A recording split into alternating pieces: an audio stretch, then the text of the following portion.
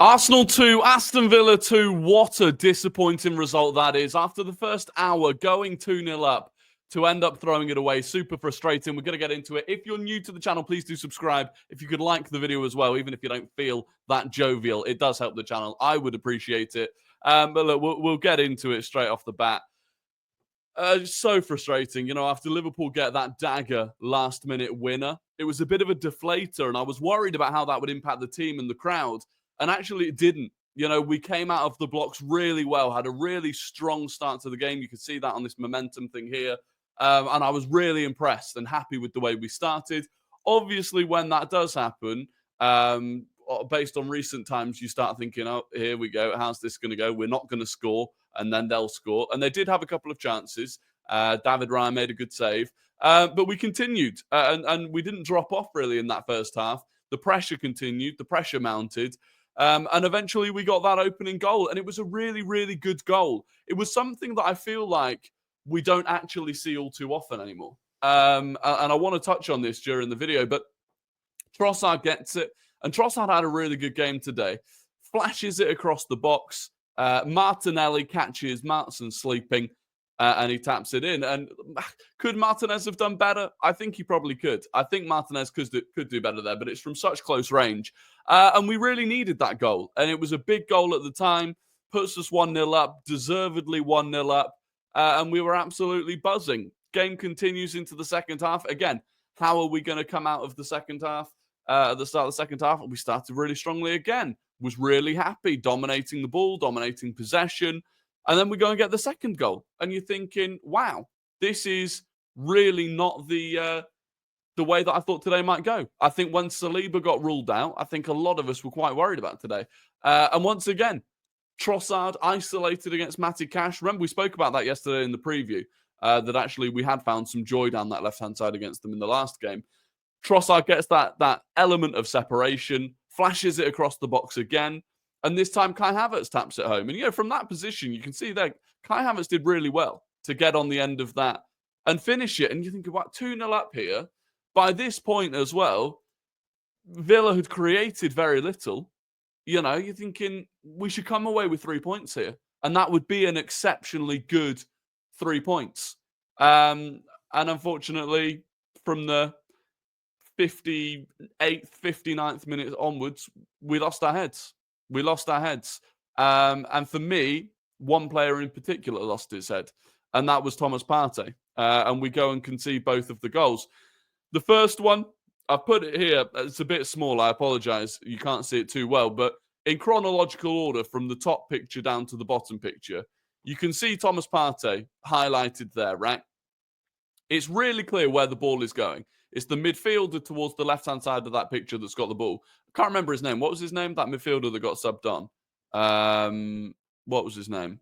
Bogard. Bogard's got the ball, and he's telegraphing the ball that's going to go out to Digne, right? Everyone's jogging in that direction. It's very clear where the ball's going. Second picture, the ball is in the air. Thomas Partey at this point has made no effort to try and intercept that long ball over the top, which, fair enough, I don't think he'd have got to, but to close the distance between him and Luca Digne. And then by the time that Digne gets the ball, by this point in the bottom picture, right, Digne has taken 3 touches of the ball. He's controlled it. He's knocked it out of his feet. He's got his head up. He's looked at who's in the box. He's taken his time with it. And Thomas Partey never gets anywhere near him. He jogs out a couple of steps and then stands there. It's criminal defending. Absolutely criminal defending. And honestly, it's not often that I get genuinely fuming about a player. But I am so angry with the way that he's thrown this game today. And it's not just him. Don't get me wrong. Marino should do better up against Youri Tielemans to win the header. He lets Tielemans get the wrong side of it. There were more mistakes. But this is basic. This is just about wanting to see out the game. And it's so, so poor. And they get back into it. They then immediately had another chance where they hit the post. I've not got a picture of that, but they hit the post. And then again here. And this one, the more I watch it back, the more I want to implode. I think is it Matty Cash here that's got the ball? I think it's Matty Cash. Cutting onto his left foot, onto his weak foot, right? But again, everyone knows in this top image what's happening. Matty Cash is putting the ball in. As he's about to do that, everyone is perfectly positioned. Everyone's got their man. No drama. No drama whatsoever. And it's not like, Villa don't have an immense aerial threat in the box. The ball comes in. Where is Thomas Partey going? Like, I can't even fathom what's gone through his head. He's goal side of the man that he's marking, Villa's striker, Ollie Watkins. He's goal side of him. It's clear as day what is about to happen. Where's he gone? Like, I'm baffled. I'm absolutely baffled. And it has cost us the game. Playing Thomas Partey at right back has cost us the game. And in part of that, I blame Mikel Arteta. I do blame Mikel Arteta because we've spoken about it time and time again. 1 win in 6 Premier League games with Thomas Partey at right back. 1 win in 6. After 1 win in 3, I was saying we can't do it again. It doesn't work.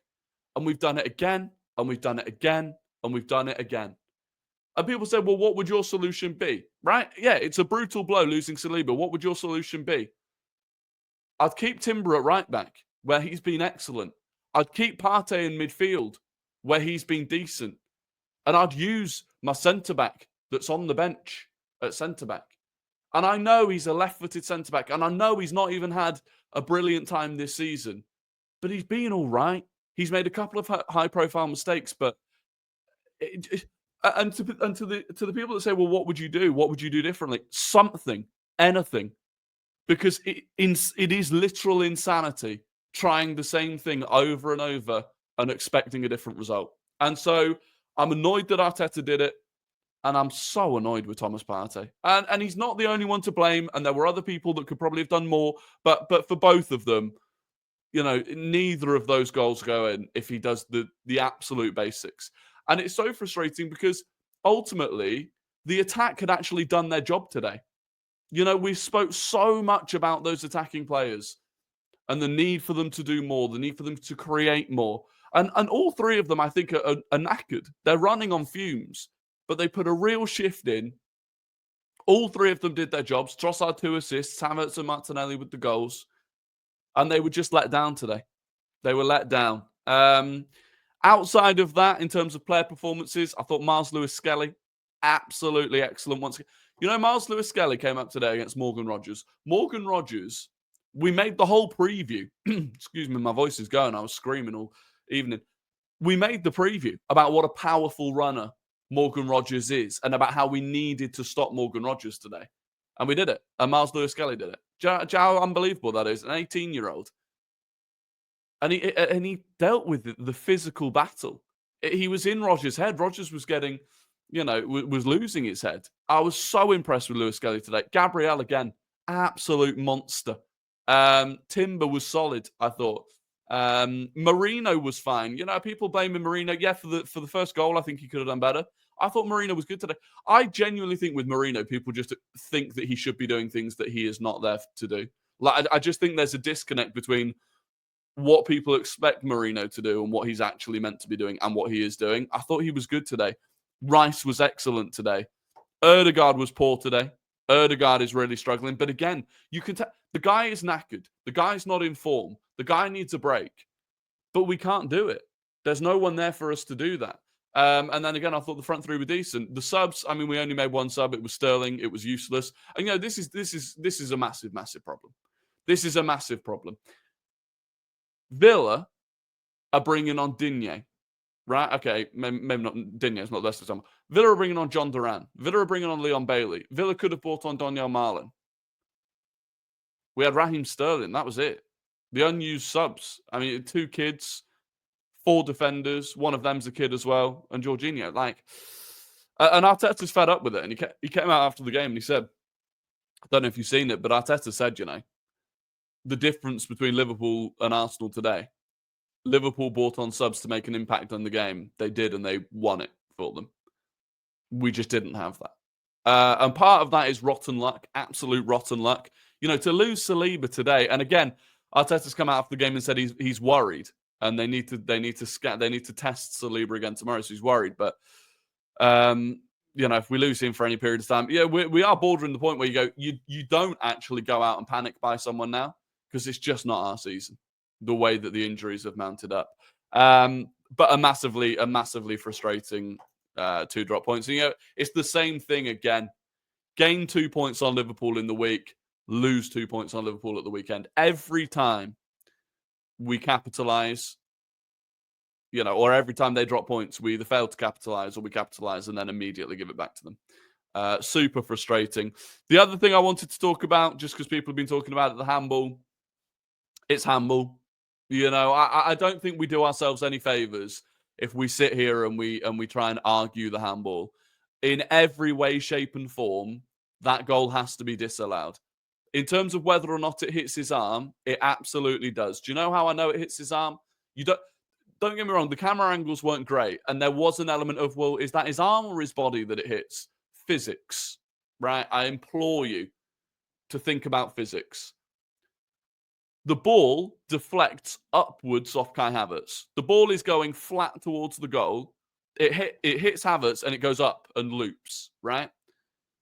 If it only hit Kai Havertz's body and nothing else, there is nothing on his body that could cause the ball to deflect upwards.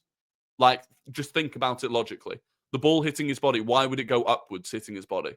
Unless it hit the top of his arm, which is what it hit. It hit the top of his forearm here.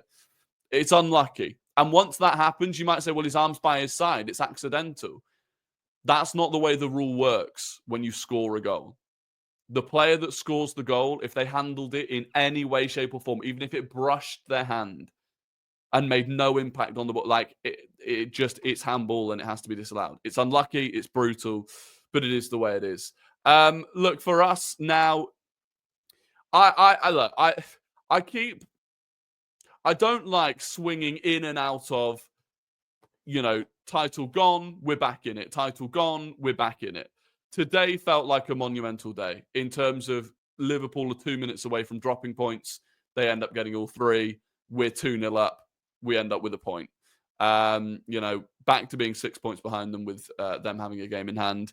Just with the injuries we've got, I'm struggling. I'm struggling with it. So ultimately, now I look at it, I think we've just got to hope and pray on the Champions League. We really do. We need to see off Zagreb, make sure that we get into the top 8. We need to make sure that we get into the top 8 so that we have this. Let me just bring it up. Get into the top 8 so that we have this gap between Newcastle and Leicester, this 10-day gap. If we're not in the top 8, we have a Champions League game there. Do that. We then come back. We can have a break. We could go to Dubai or wherever, come back. We then have another week off after Leicester away, which, we should win. That's a chance for us to recoup a little bit. Ben White's coming back. Waneri's coming back. Maybe we get an attacking signing in, and we ensure that we get into the top 4, which we're still 6 points clear of Newcastle, 7 points clear of Chelsea, although they've got a game in hand.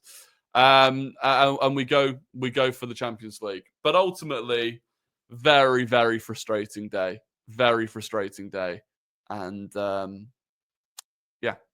not much else to say. Any thoughts you've got, let me know in the comments. If you could subscribe, like I said, if you could like the video before you jump off, I'd be grateful. And other than that, I will catch you on the next video. Until then, goodbye.